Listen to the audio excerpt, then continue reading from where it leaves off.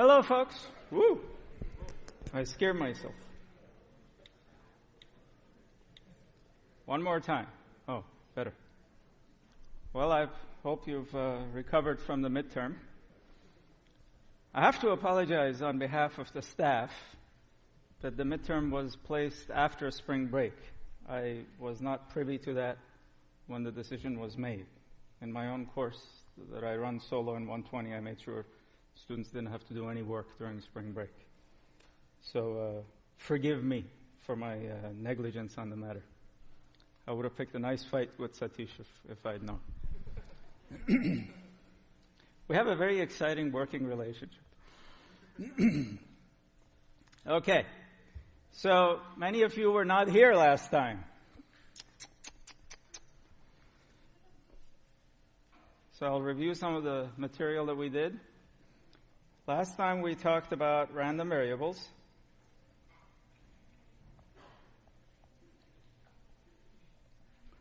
We talked about probability mass functions.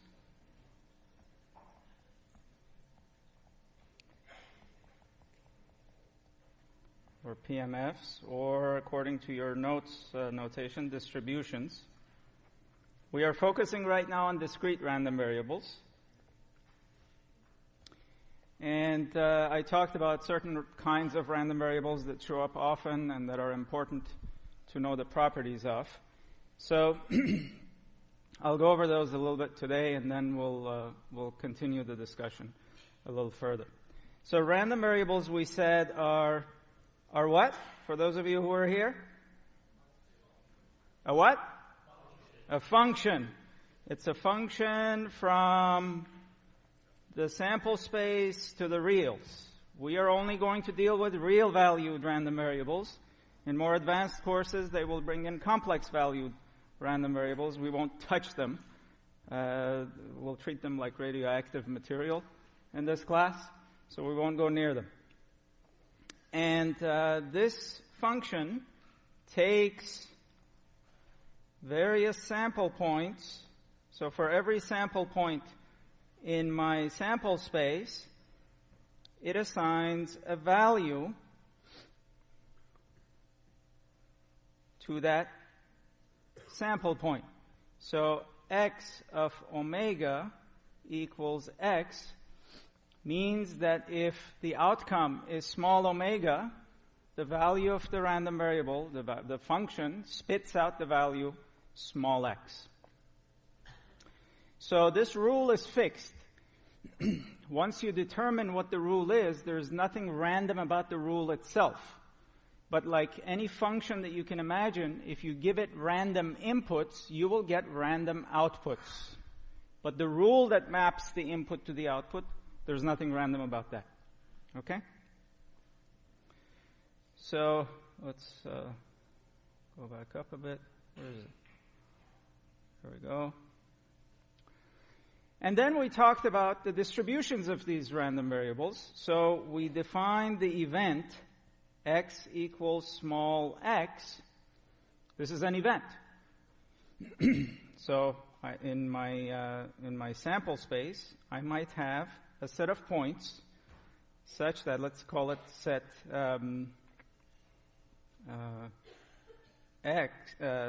set A, such that any sample point in that set gets mapped to the value x. That's that event. So the event A, in my case, is defined by the equality that the random variable takes on the value small x. Okay, so everything we talked about prior to the midterm about events, joint probabilities, conditional probabilities of events apply here. We just write the events in a slightly odd way compared to what we used to before. We represented this symbolically also as small p of capital X of small x. And this we called the probability mass function or the distribution of x. Okay? Then we defined certain fundamental random variables. One of them is the uniform random variable, or uniformly distributed. So if I call that, R, the uniform random variable, one way to write it is, or describe its distribution is in this way. So 0 to n, and I have all equal lollipops. Each lollipop represents the probability that the random variable R takes on the particular value on the horizontal axis. So this lollipop is the probability that R, not X, R is equal to 0, which we also represent as PR of 0. If they're all equal, what should be their heights? 1 over? Really? There's always a question on the SAT about this. Always. Huh? There we have a 0 there. It's not n minus 0, it's n minus 0 plus 1. How many lollipops do you have? From 1 to n, you have n lollipops. You have an additional 1 at 0. So give me the height again, please. N plus 1. Thank you. So this is equal to 1 over n plus 1 for r equals 0, 1, all the way to n, and it's 0 elsewhere. Okay? Now.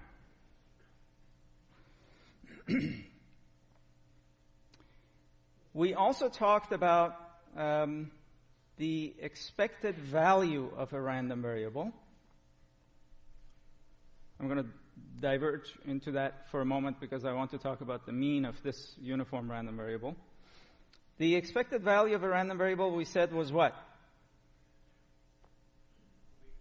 Weighted average of that random variable, where the weights are the probabilities. Okay, so you sum over all possible values of the random variable, and you weight each value by the likelihood that that value will occur. If I have a uniform random variable, the expected value is simply what? What's a good name for it? The arithmetic mean, right? The basic average that you're used to. All the coefficients are the same. So we also liken this to the physics notion of a center of mass, because remember, part of the reason we call this function here a probability mass function is that you can think of these lollipops or these probabilities as masses sitting along a straight line. These masses have to have values somewhere between 0 and 1, and they all have to sum to 1. Those are based on the axioms of probability. So the center of mass is essentially where you would put your finger to balance this whole set of masses, or balance the axis. And that's what the mean is. So this is the expected value. Wait, I want black here. Expected value of x.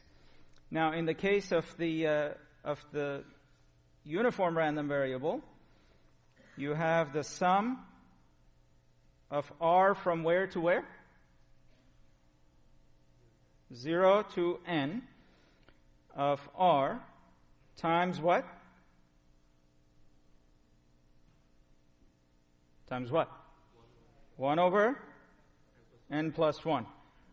1 over n plus 1 has no dependence on r. I can pull it out. So I have 1 over n plus 1, sum from 0 to n of r. Now, you studied this sum early on in the semester. I happened to be in lecture that day. So you'd better tell me what that sum is.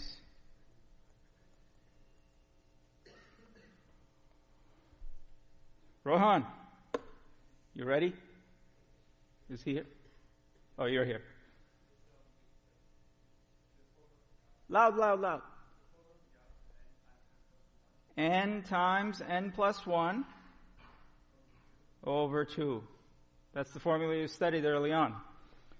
And now I can cancel the n n plus 1 and n plus 1, and I get n over 2, which is what you'd expect, right?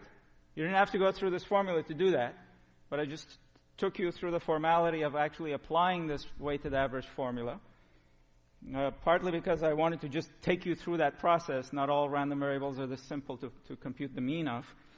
And also because I wanted to tap into something you've seen earlier, which is the sum of the first n integers. Okay? 0 doesn't count here, so it doesn't change the formula. So n over 2, as you would expect, is the center of gravity of this thing. Now, you have to keep in mind that the expected value need not be an integer, even though the random variable was an integer. Okay? There is no requirement on the expected value being an integer. And in fact, if n is odd, n over 2 will be at the halfway point between two values of the random variable. Okay. Another random variable we studied was the Bernoulli. And that random variable was very nice. I'll call it k. It takes on value 1 or 0 with probability p and 1 minus p respectively. Its probability mass function has how many lollipops? Huh? 2. At? Grass is growing under my feet, people. At 0 and 1. So with probability 1 minus p, it's 0. With probability p, it's 1. And the expected value for this random variable is what? How do I compute it? What times, how many values does it take? Well, you told me just 0 and 1. What's the probability that it takes on value 0? 1 minus p plus the probability that it takes the value 1 is p. So the mean is p. Very good. You must have an excellent probability instructor. You should get a raise. Okay.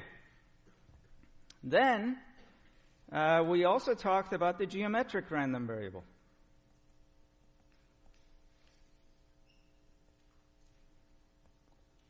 And that we got that inspired by the idea of throwing or flipping a coin as many times as needed to get the first head. So remember from early on in the semester, in my lectures, we talked about how to draw the sample space for that, and we keep going until we get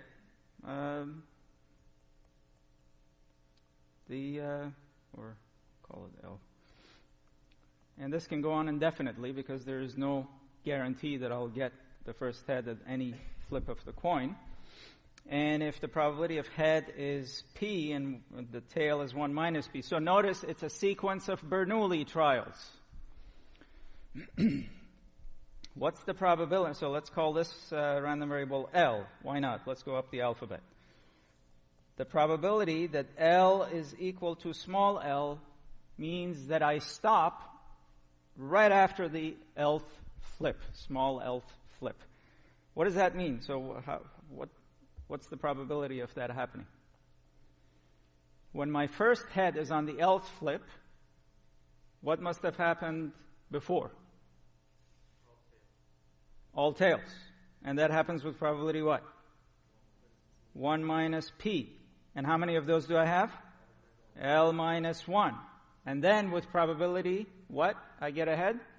P on the last flip, on the Lth flip. So this is true for L equals 1, 2, 3, and so on, and it's 0 elsewhere. You have to specify what the probability mass function is for all values of L, because remember, it's a function of small l. And for any function, you have to tell me what it's going to do to every element in its domain. Its domain is the set of integers, so it's not sufficient for you to just tell me what happens from L equals 1 to infinity. You also have to tell me what happens at the other end. Now, when we plot this, I start from 1. I start from... Wait a minute. I start from 1. And the value at 1 is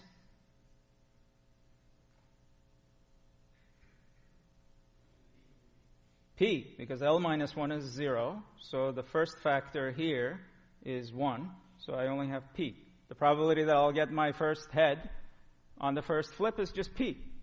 That's this guy here. And then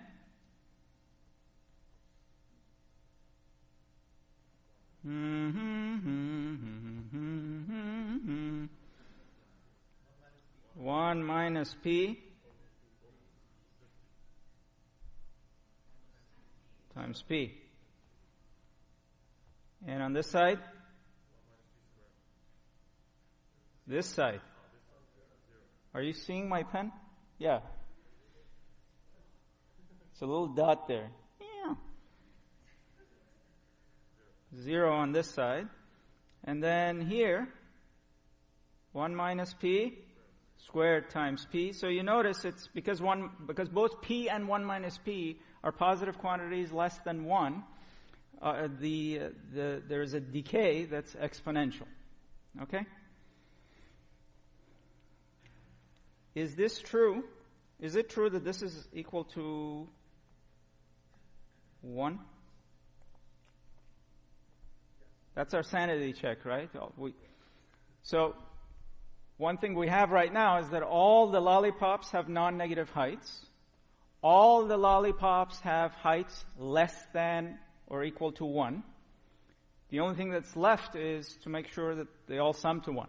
How do I verify that?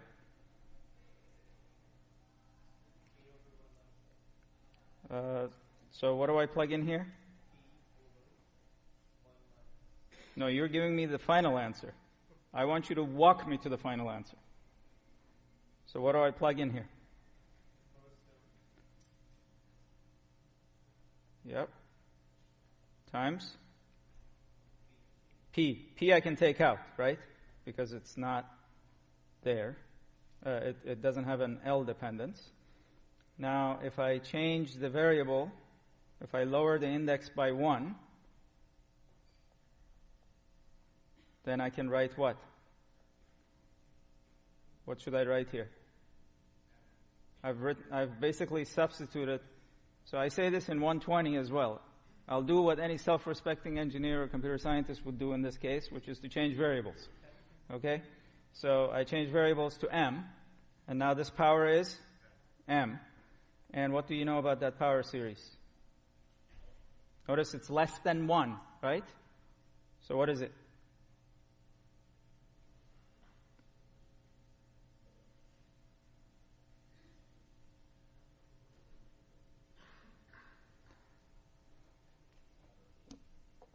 We're at a stalemate. I'm not going to move forward until I hear. Yeah. Yeah, which is?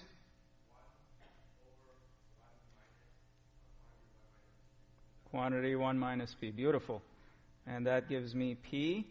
The 1 and the 1 cancel, and that ratio is 1 over P, and I have my verification that this is actually a valid probability mass function.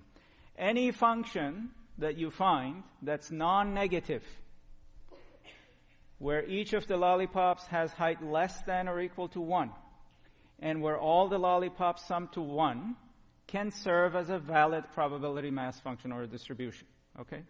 But not all of them are created equal. Just because you come up with such a function doesn't mean it's useful. So we are talking about some of the probability mass functions that are useful. But those are the essential features. Non-negativity, each lollipop being less than or equal to 1, and they all summing to 1. Question? You don't. You can use whatever algebraic trick you want to compute that sum.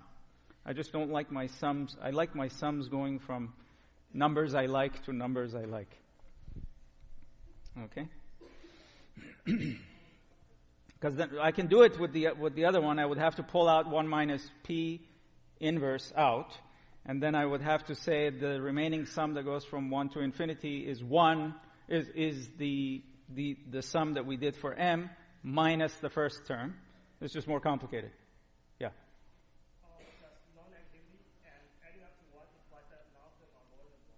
Yeah, for discrete. For discrete random variables, if you ensure that they're non-negative and they all sum to 1, that guarantees that there's no lollipop greater than 1. Not so necessarily with continuous random variables. So we'll get there. Okay. So now I am going to defer the computation of the expected value of this to a little later when I teach you something new about the expected value. So let's move on to the other random variable we studied, which is the binomial. Here I have n flips of a coin. I look at, what was my other random variable? So I'll pick m. M is the number of heads in n flips. The flips are independent.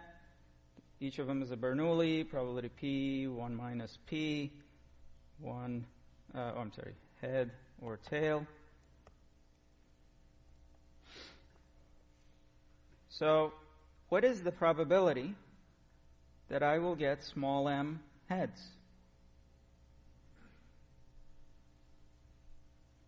So think of each flip as a bin, if you like. Each bin, or a string of binary, or a string of bits.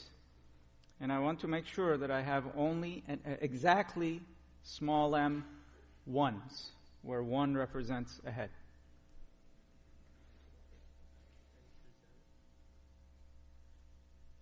Yeah. So we want like, if we flip the coin at times, we want to choose out of them to be like the ones that are like the actual heads.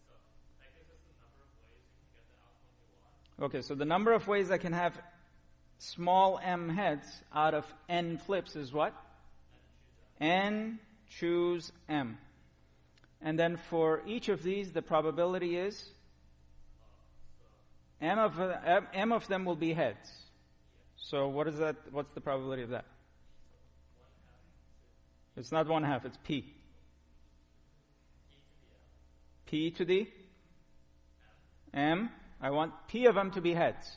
And the remaining ones have to be, how many are left? N minus m are left, and each of them must be a tail, and that happens with 1 minus p. Okay? So this is true for m equals what to what?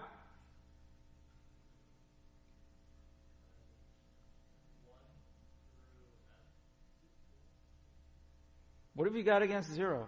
I like 0. Is it possible to have no heads and n flips? So you want to revise that?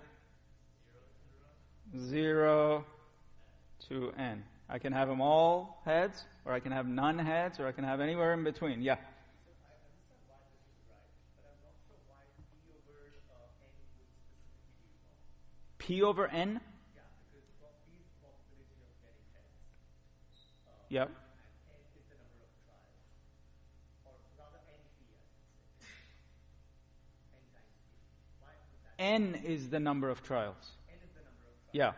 So n multiplied by p. Why would that specifically be right? That's not the probability mass function. That's the expected value of this random variable. Yeah, I'll get there in a moment. N times p ends up being the expected value of this random variable. That's what you've just computed. But I have a sequence of independent trials for me to get from one end. So if you were to draw this massive branch, the tree, and you follow each of the branches, and you look at all the outcomes that correspond to exactly m heads, how many p's do you encounter along the way? From the origin of the tree to the leaf of the tree, m. And what do you have to do with all, and the rest of them have to be along the way? The rest of the branches have to have what? 1 minus p, right? What do you have to do with all these numbers to get to that terminal leaf? You multiply. And that's what we've done. There's no other way to compute it. So you multiply all of these.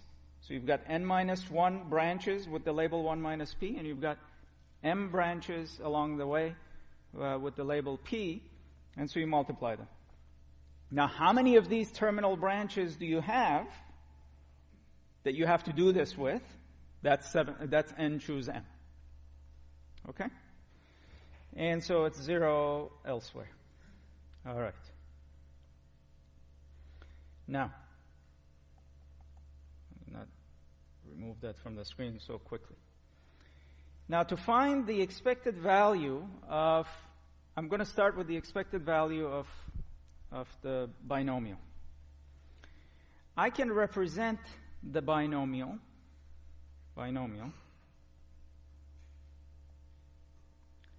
as a sum of what? We said the binomial is a sequence of what kind of trial? Bernoulli trials. So, and what did I call the Bernoulli random variable? Does anybody remember? Did I call it L? Yeah?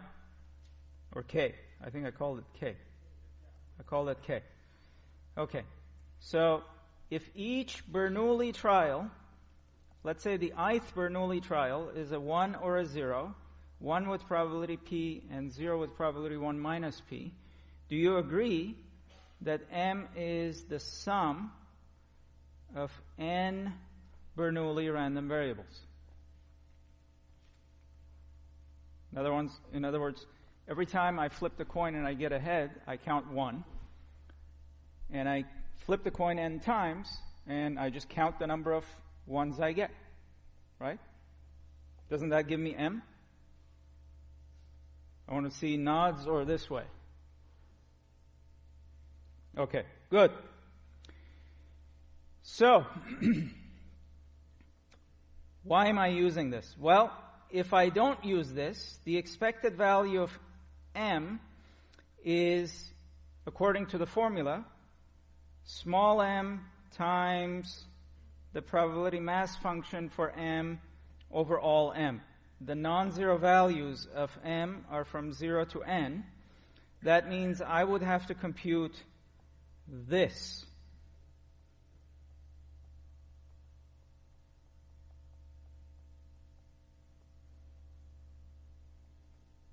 Now, I don't know about you, but I don't want to compute that sum. If you really want to compute that sum, I suggest you call 1-800-GET-LIFE.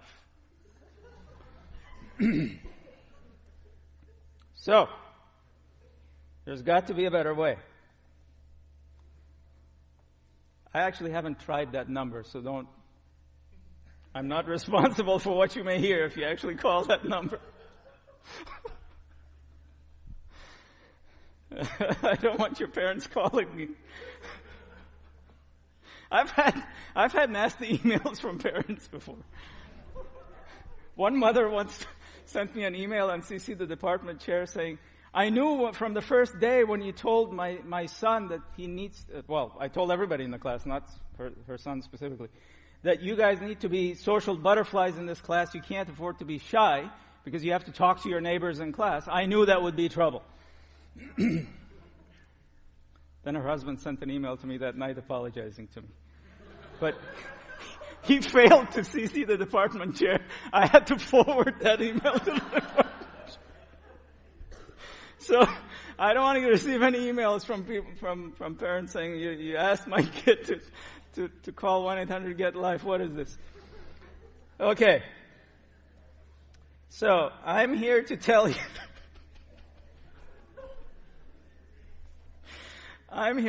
you that the expected value, one of the beautiful properties of the expectation is that it is linear in its arguments.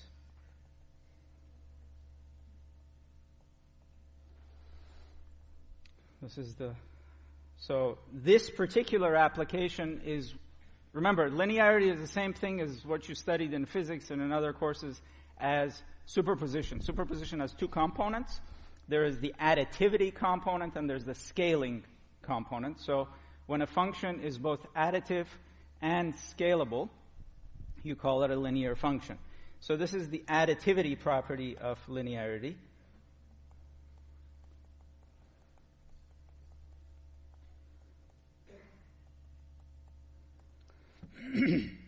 And it's quite a powerful tool. And in this case, it helps us completely bypass computing that nasty sum. So can you tell me what the answer would be then? What's the expected value of each of these Bernoullis? We already did that. What's EKI? Let's go back up here. Where is it? Here. EKI is what? P. We did this already. It's P times 1 plus 1 minus P times 0. The 0 doesn't contribute to the expected value, so it's P times 1. Now I'm adding how many of them? Oops. Don't go away. I'm adding n of them. So I have P plus P plus P n times. So the answer is NP. Would you have believed that just looking at that nasty sum? Yeah. Define the linearity of expectation like this. Like, we didn't get it for.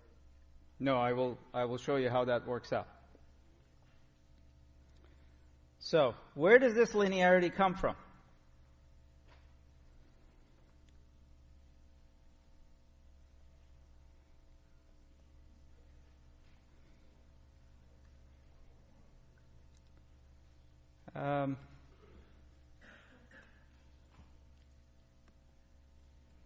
There are a couple of principles.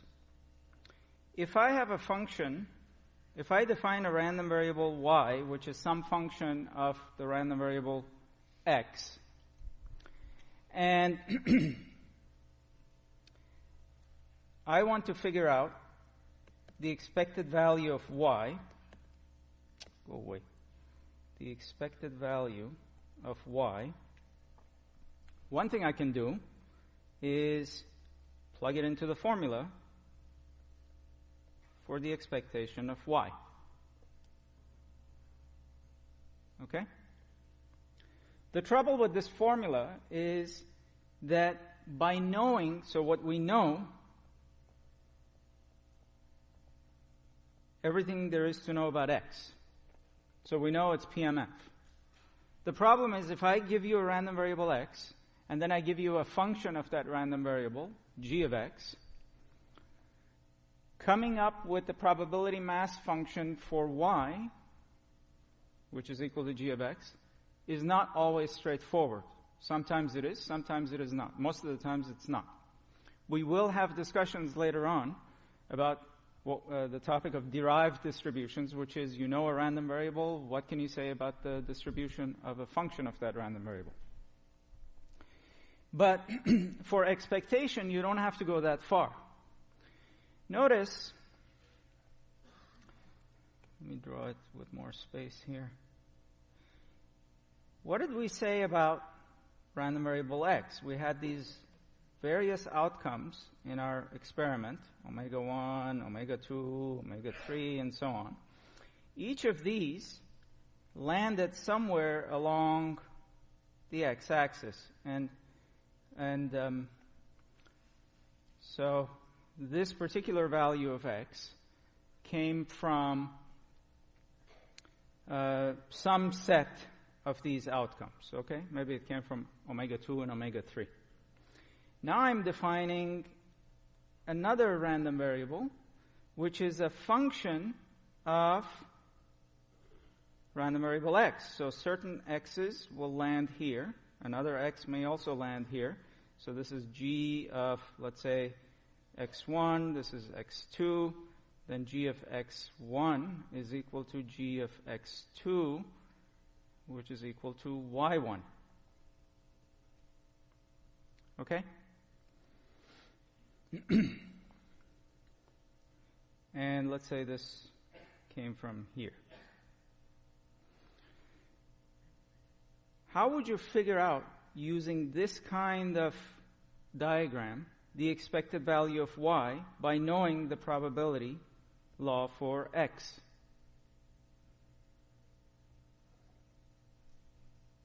x1 is, so x equals x1, the probability of that is the probability of all omega in my sample space such that x of omega is what? Small x1. Right? Isn't that what it is? I collect all the omegas in my sample space whose mapping through the random variable x lands at a particular value, x1, and I add up their probabilities. Right? Can you write a similar expression for y1? The probability that y is equal to y1 is the probability that what? Of all omega in capital Omega, such that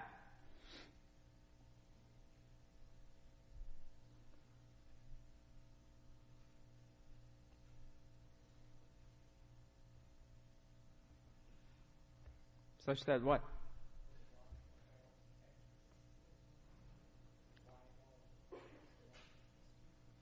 G of x of omega is y1.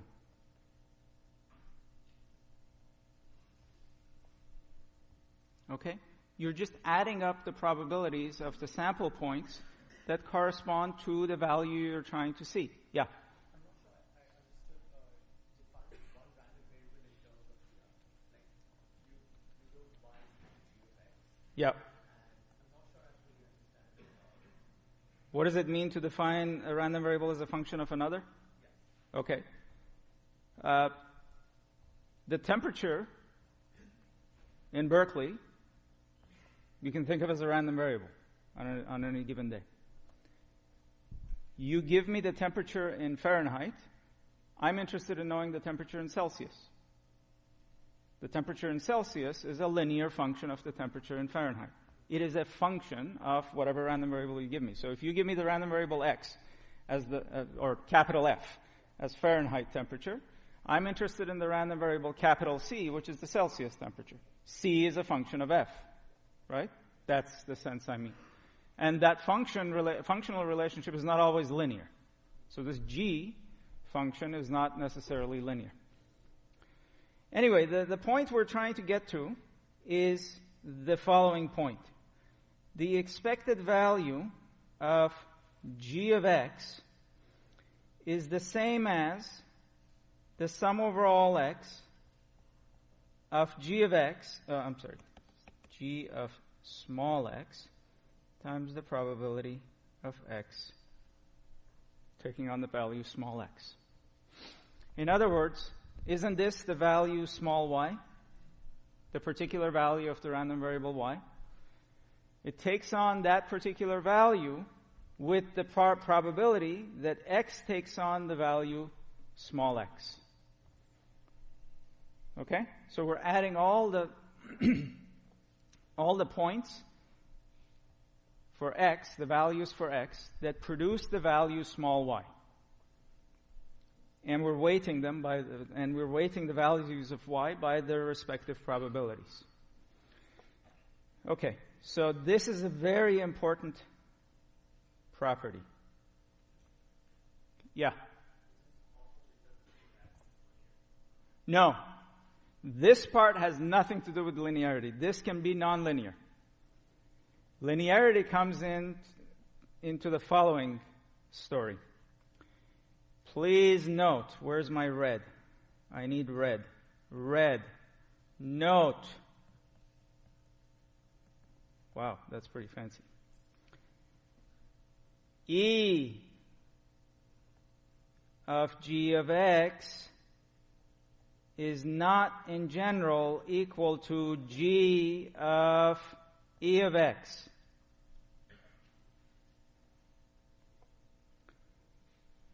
unless g of x is of the form alpha x plus beta, linear, in x.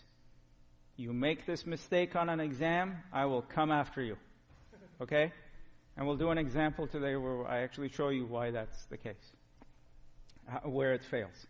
So, the expected value of a function is not the function of the expected value, unless that function is linear in the original random variable.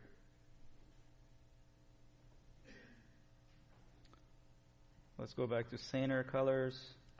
Here we go. So let's actually do a. I like that Celsius example. So let's do the Celsius example. So here's the temperature. Oh wait, I have thicker ones here. Let's do this one. Oh, much nicer. So the temperature in Fahrenheit is related to the temperature in Celsius by this equation, correct? So if I were to take everything to the other side, what do I have? I have 9/5 C plus 32, correct? Did I do that right? Yes. All right.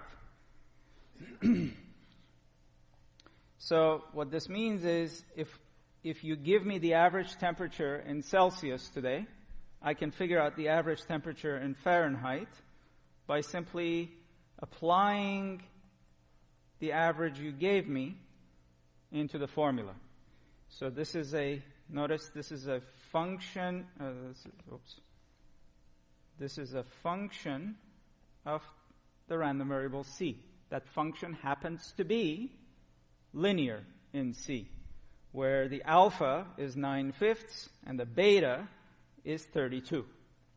So in this case, g of E of C is the same as E of G of C, because G is linear. Okay? Now, let's do another example where this doesn't hold. This disappears too quickly. All right. So let's do an example where this doesn't hold. So suppose you're going from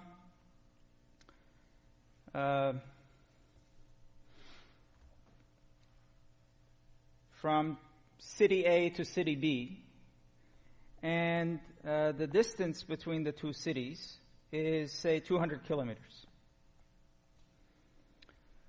You'll either take a plane that travels at 200 kilometers an hour, so 200 kilometers an hour, and let's say the speed is given by the random variable v, or you take the car. So this is plane. Erase. Plane. Car. And the car goes at 50 kilometers an hour. Okay? And you flip a coin to decide which way you're going to travel.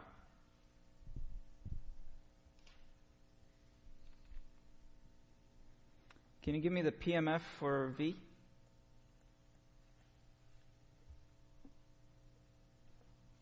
What does it look like?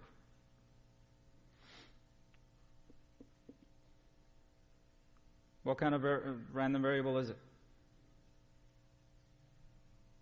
In its essence. Louder. Louder. Bernoulli.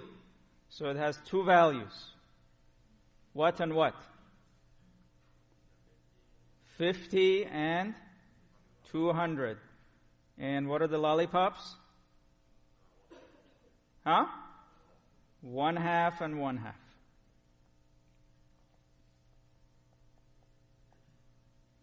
Okay? There are only two possibilities. You flip a fair coin, you decide which way you're going to travel, by plane or by car. Now, if I were to ask you, what's the expected value of V, what would you say? How would you compute it? Tell your neighbor. And then give me an answer. Or walk me to an answer.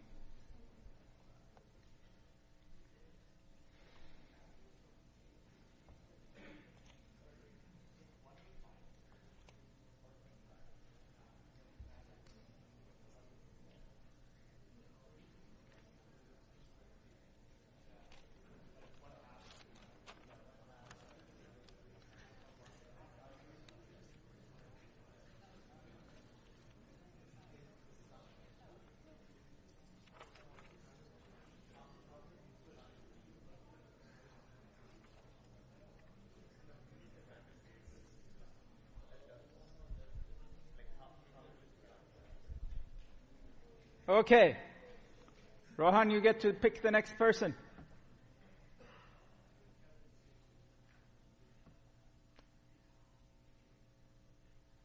So next time I want you to pick somebody elsewhere in the room. Go for it, Kevin. Yeah. I want you to be the bad guy. As my 4-year-old would say, bad guy, bad guy. I'm not going to be the bad guy. You kidding me? I work behind the scenes when I'm a bad guy. No, Kevin, so this time we'll let Kevin do it. Go for it, Kevin. Loud, so those guys can hear you there. So tell me the derivation. 1/2 times 50 plus 1/2 times 200. And that gives me what answer? Pardon me? 1.5. 125. I was wondering why that didn't make any sense. 125. The units of the expected value are the same as the units of the random variable. Okay, later on when I talk about variance, you have to be careful about the units. So the units of the random variable are the same as the units of the random variable. So in this case, it's kilometers per hour.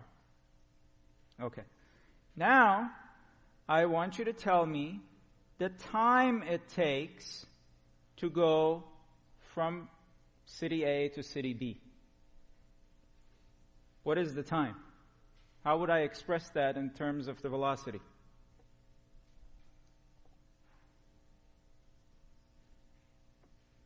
It's not a trick question. Distance over the velocity.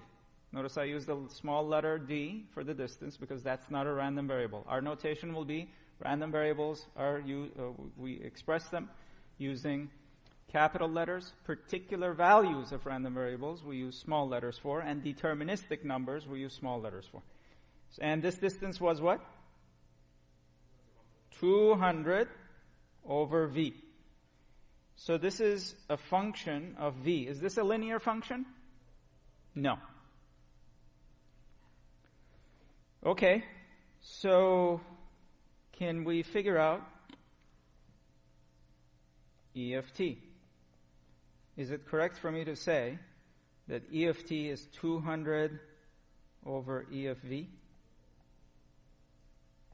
Huh? No. No. No.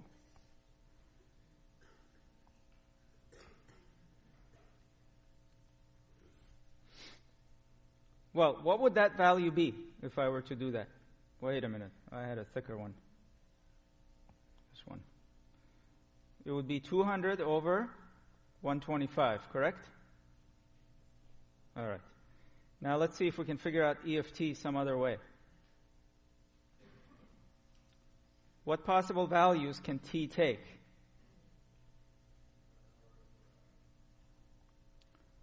So here's t. Here's t. If I'm traveling at 50 kilometers an hour, what's the value of small t? 4 hours. With probability? 1/2. And if I'm traveling at 200 kilometers an hour, how long will it take me? 1 hour. With probability 1/2. So the expected value of t is what?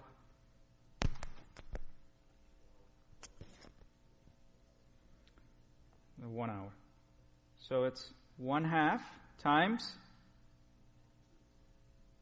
1/2 times the first value plus the probability of the second value, which is 1/2 again, times the second value. No? And that gives me what? 2 plus 1/2, 2.5. And that is not equal to 200 over 125. Okay?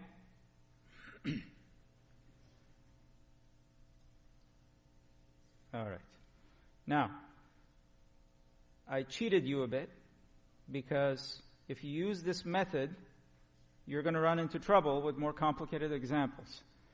In this example, finding the probability mass function of t was easy. We did it practically by inspection. In general, it's not that easy. So I want to avoid having to derive the probability mass function for t to solve this problem. The way I do that is that I notice t is g of v, which is 200 over v, and I use the property that I told you about, the expected value of a function of another random variable, which is that I plug it in here. Okay? So this helps me bypass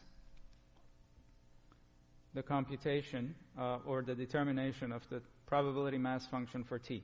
So g of v is what? 200 over v. And then I just multiply that by the probability mass function for v, which I know. How many terms do I have in this sum?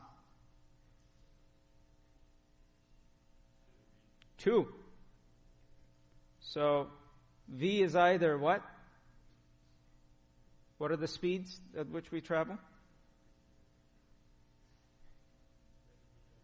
50 and 200. So I have probability v being 50 times 200 over what? 50 plus the probability that v is 200 times 200 over 200. Okay? And this gives you the same answer, 2.5 hours. So by plugging in the function of v into the expected value formula, I bypass the need to figure out what the probability mass function is for capital T. All right. So I think this is a good time to take a break. We're actually overdue. Yeah. Oh, scroll up. Sure. Sorry. Did you have a question? More? Good? All right, let's take a 2-minute break, and then I'll come back and talk about conditional probabilities of a random variable given an event.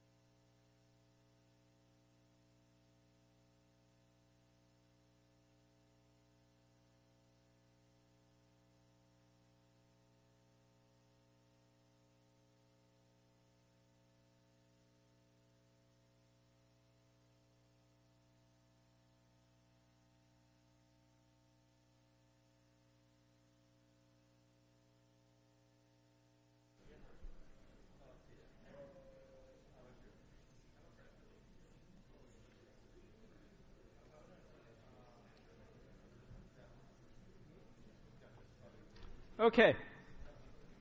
Actually, I have to retract something I said earlier. I'm not quite ready to go to the conditional probability story. I want to say a little bit more about this linearity of expectation.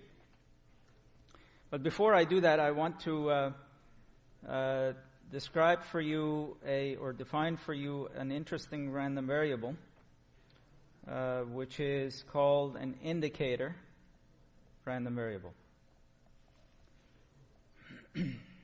There's a saying that goes like this. A technique is a trick that you use more than once. Using indicator random variables is one of those. It can solve very complicated problems in a much more straightforward way than otherwise. So what is an indicator random variable? Let's say I have a sample space, omega, and in this sample space I define an event A. An indicator random variable for event A is equal to 1 if the sample point that's the outcome of the experiment is in A, otherwise it's 0. Very simple. So you have an event A. The indicator random variable for event A is 1 if the outcome of the experiment was some sample point inside A, and it's 0 if it's not part of A. Okay? Now I'm going to use this notion. Any questions on that? Or is that straightforward enough? Good. So here's an example of how we use something like this. N guys walk into a party. This sounds like a bad joke. They have to check in their hats.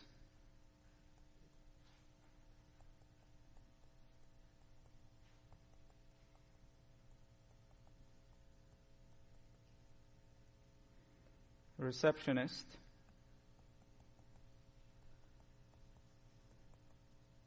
is a klutz. Let's use is a forgetful guy.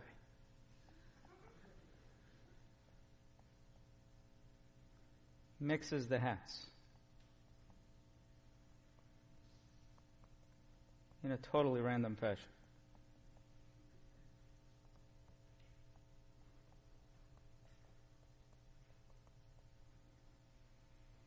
Guys walk out. Guys want to leave.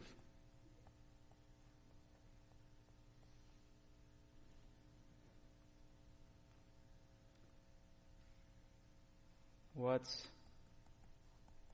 the expected number of guys who get their hats back correctly?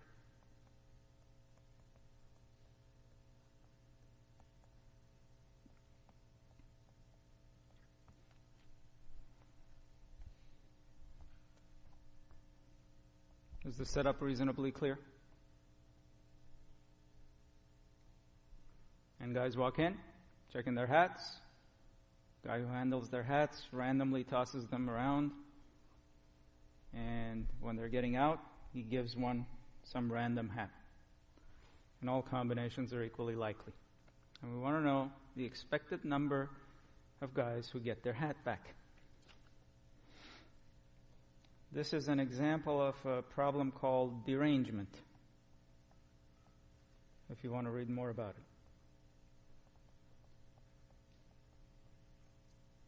it. Okay. So, let's see how we can tackle this. So let's say X is the number we're after. Number of guys who get their own hat back.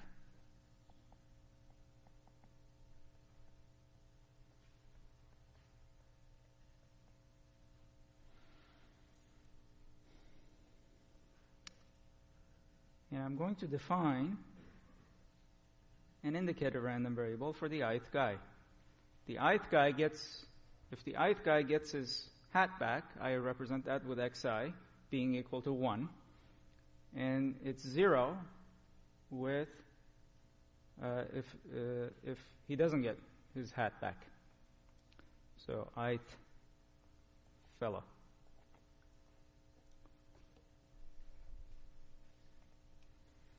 How would you represent x in terms of the xi's? Do you agree that this is an indicator random variable? Okay. How would you represent x in terms of the xi's?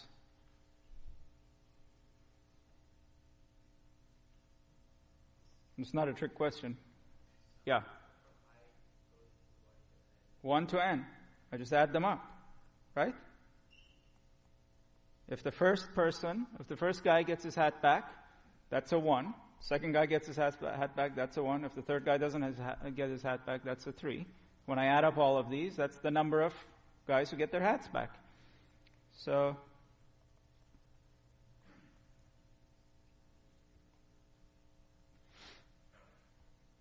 are these xi's independent? Talk to your neighbor. Explain why these are independent or not independent.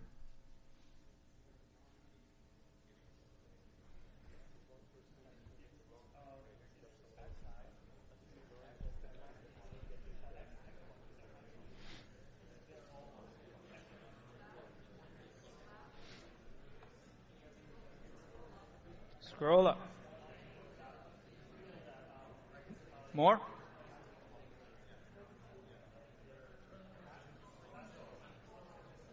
More?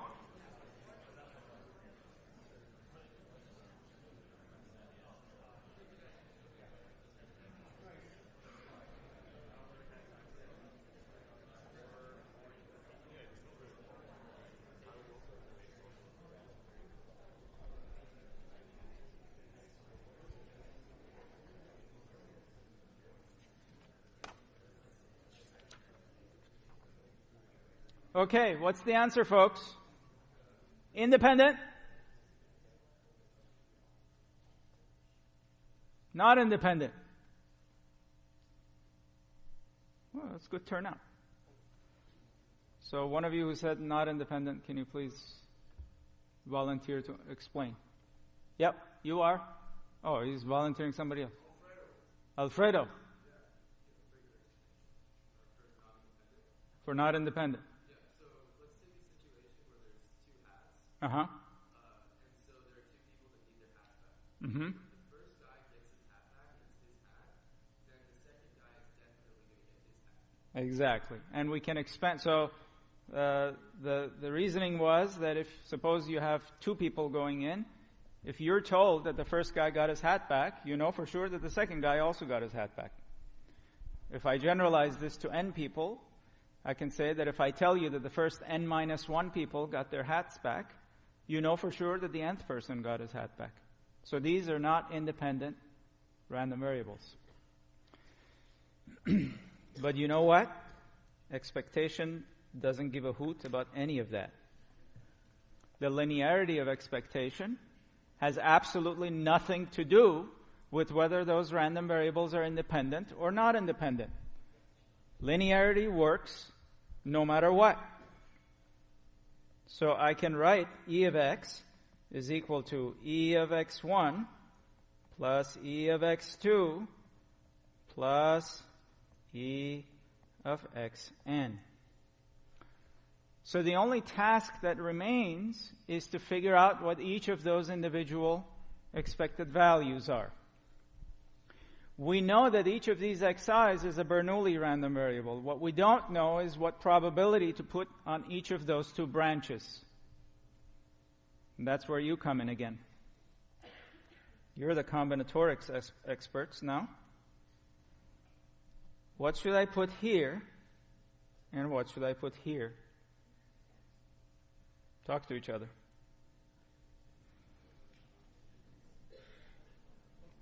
Aren't you lucky this wasn't on the exam?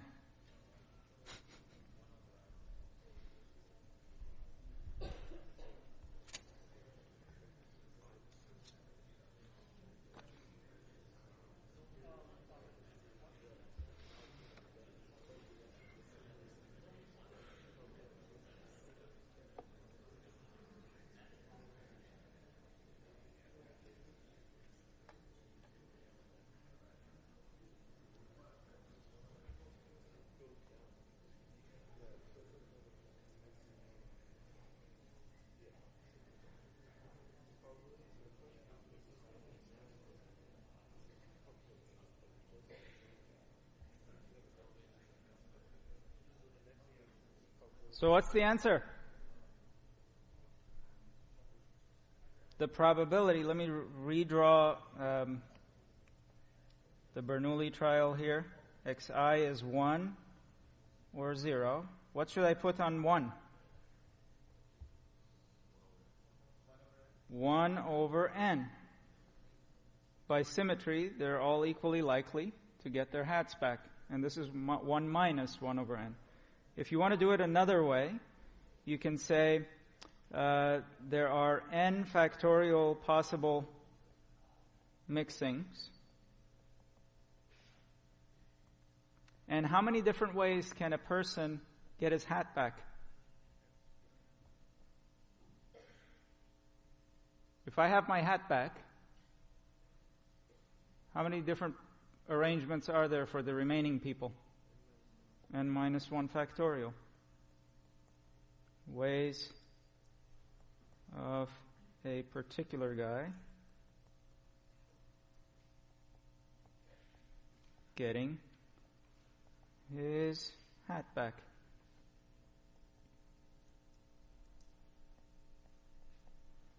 N minus 1 factorial over n factorial is 1 over n. Okay, so that's another way. Not the easiest way. I mean, symmetry arguments are usually better. Okay, so what's the expected value of xi? By now you should be able to tell me by inspection. Bernoulli random variable, 1 or 0. The probability p of 1 is 1 over n. So the expected value is? Everybody? 1 over n. And they are all identically distributed. So they all follow, all the xi's follow the same probability law. So the expected value of x, which we said was e of x1 plus all the way to e of xn, is simply 1 over n plus 1 over n, and this is n terms. The answer is what? 1. So on average, only one person is expected to get his hat back. Notice, if I wanted to figure out the probability law of all these random variables acting in tandem, I would have had a very difficult time because they're not independent. And I completely bypassed that by using the linearity property of expectation. So this linearity property does not depend. We exploited the fact that E does not care about the dependence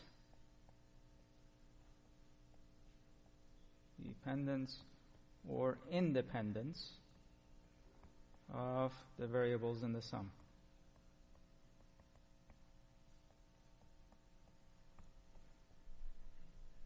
And that was quite a powerful property. Okay. So now I want to go back and talk about what I promised you I would talk about, which is that's going to be probably our last topic. Conditional PMF of a random variable given an event. And we'll continue the discussion. Whatever we don't get to cover today, we'll pick up on Tuesday. An event A. So we are talking about this. What's the probability that the discrete random variable x takes on the value small x given that event A has happened? There is nothing new here except notation. Because I told you that the equality capital X equals small x is actually an event. So you can think of that as event B. if I define this as event B, going back to the lingo that we used when we first discussed conditional probabilities, what would you tell me I should put on the right-hand side? What's the definition? Probability of B and A, right? X equals X and A, okay? Divided by probability of A. That's it.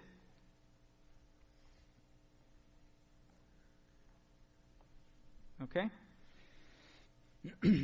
Now, let's do an example of that. So,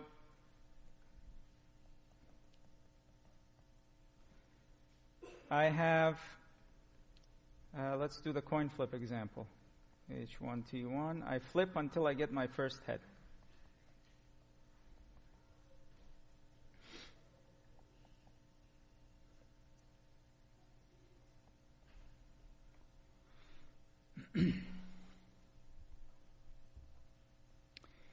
I say that the event A is that the first flip was a flop.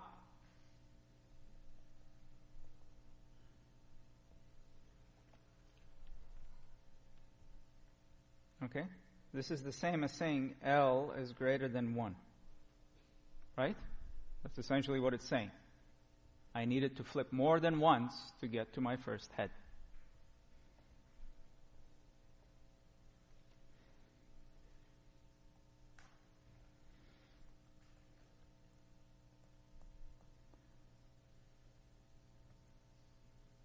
This is how this is our shorthand notation for that conditional probability. Just so you, these are synonymous. Okay? So, in the numerator, I should have probability that L is equal to L and L is greater than 1, divided by the probability that L is greater than 1. Right? That's my definition of conditional probability. Now, what was the original PMF? This was the unconditional probability. You showed me how to draw this earlier. At 1, it's P. At 2, it's 1 minus P times P. At 3, it's 1 minus P squared times P, and so on. Now, what happens when I condition on the event A? What do I have to eliminate from this picture? Let's clean up this a bit.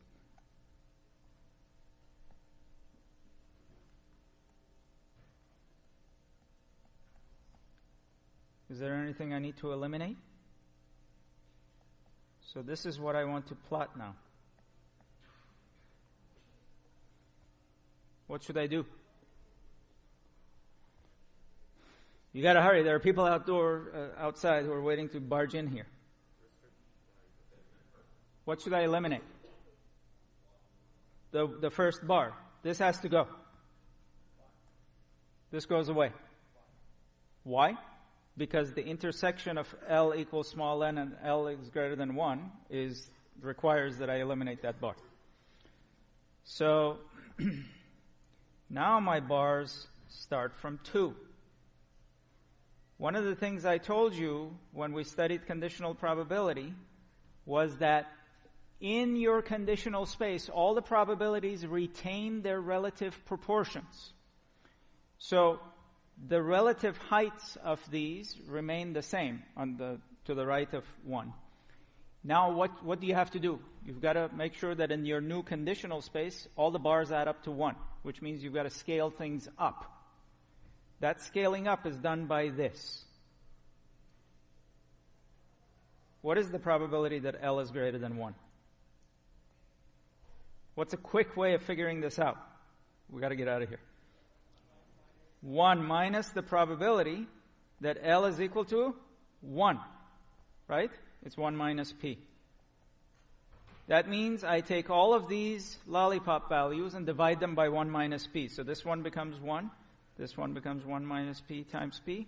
This one becomes 1 minus p squared times p, and so on. Okay, I gotta let you go, and we'll pick up on... Notice the shape is the same as the geometric that we had before. Go away! Why are you still here?